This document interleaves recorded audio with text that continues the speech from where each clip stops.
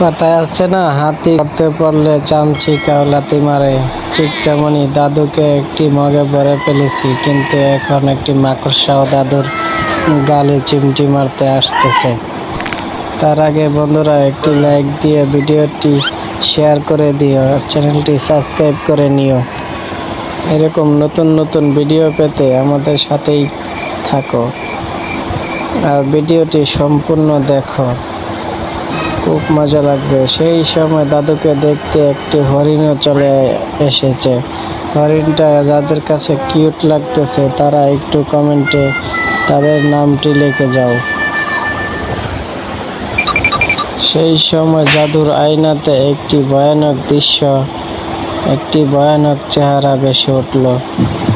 অসাধারণ একটি লোক। জাদুর আয়নার